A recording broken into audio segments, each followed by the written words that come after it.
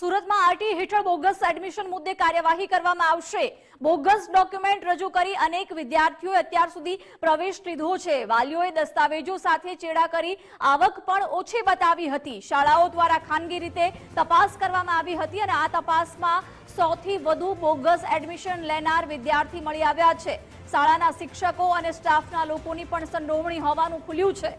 જિલ્લા શિક્ષણ અધિકારીએ શાળાઓને તપાસનો આદેશ આપ્યો છે અને વાલીઓની તપાસમાં કરોડો રૂપિયાના મકાન અને લક્ઝુરિયસ કાર પણ મળી આવી છે। કેટલાક વાલીઓ પાસે ઝીંગાના તળાવ છે, સંચાના કારખાના પણ હતા।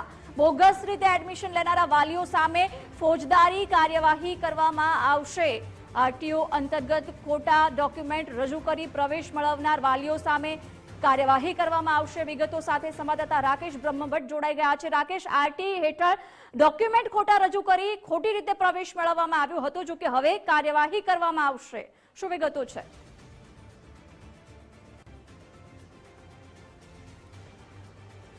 બિલકુલ, વર્ષ 2024ની અંદર આરટીઈ એટલે કે રાજ્ય સરકારના જે બાળકોને મફત શિક્ષણ અને ફરજિયાતપણે શિક્ષણનો અધિકાર મળી રહે તે અંતર્ગત આ કાયદો છે તે અમલમાં છે અને આ કાયદા અંતર્ગત છે તે શહેરની અલગ અલગ ખાનગી શાળાઓમાં છે તે વાલીઓએ પોતાના બાળકોના એડમિશન કરાવ્યા હતા અને ખાસ કરીને જે વાર્ષિક આવક છે તે 1.5 લાખથી ઓછી હોવી જોઈએ, નહીં કે 1.5 લાખથી વધુ, અને તેને લઈને આવકના દાખલા સહિતના જે ડોક્યુમેન્ટ્સ છે તે વાલીઓ દ્વારા રજૂ કરવામાં આવ્યા હતા। જેની જે ક્રોસ તપાસ છે તે સુરત જિલ્લા શિક્ષણ અધિકારી કચેરીની ટીમ દ્વારા હાથ ધરવામાં આવી હતી।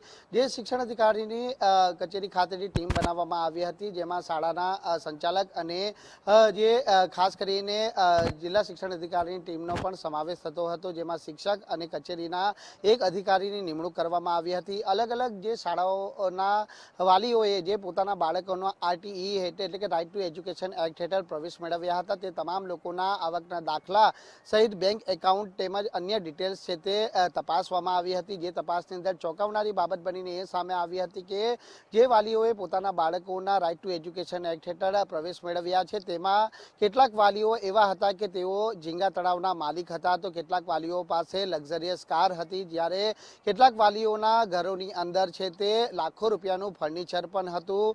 આ સાથે જ અન્ય પ્રોપર્ટીના પણ તેઓ માલિક હતા અને આ સમગ્ર બાબત જ્યારે ક્રોસ વેરિફિકેશન ની અંદર સામે આવી ત્યારે તાત્કાલિક ધોરણે સુરત જિલ્લા શિક્ષણ અધિકારી દ્વારા અંદાજિત 100 થી પણ વધુ બાળકોના છે તે આરટીઈ હેઠળ મેળવવામાં આવેલા પ્રવેશ છે તે રદ કરવાનો આદેશ કર્યો હતો અને હવે જિલ્લા શિક્ષણ અધિકારી કચેરી તરફથી એક પરિપત્ર પણ બહાર પાડવામાં આવ્યો છે અને આ તમામ પરિપત્ર છે તે શાળાઓને પાઠવી દેવામાં આવ્યા છે। અને ઉપરાંત જે શાળાઓએ હજી આવા બાળકોના જે એડમિશન રદ નથી કર્યા તેઓને પણ ફરી તાકીદ કરી અને નોટિસ પાઠવવામાં આવી છે કે જે બાળકોના જે પ્રવેશ મેળવવા માટે ખોટા આવકના દાખલા અને ડોક્યુમેન્ટ્સ રજૂ કરવામાં આવ્યા છે તેઓના તાત્કાલિક ધોરણે પ્રવેશ છે તે રદ કરવામાં આવે।